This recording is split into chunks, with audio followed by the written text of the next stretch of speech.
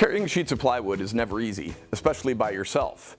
Here's a couple of things you can do to make it easier. The first is just to take a piece of rope and put a large loop in each end. Hook the loops over the lower corners of the sheet, and you can carry it around by just holding the rope.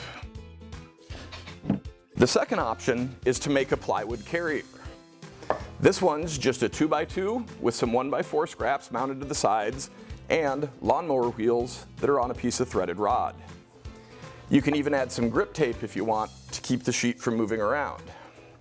To use it, just set the sheet in place so it's roughly centered, and you can wheel it wherever you need to go.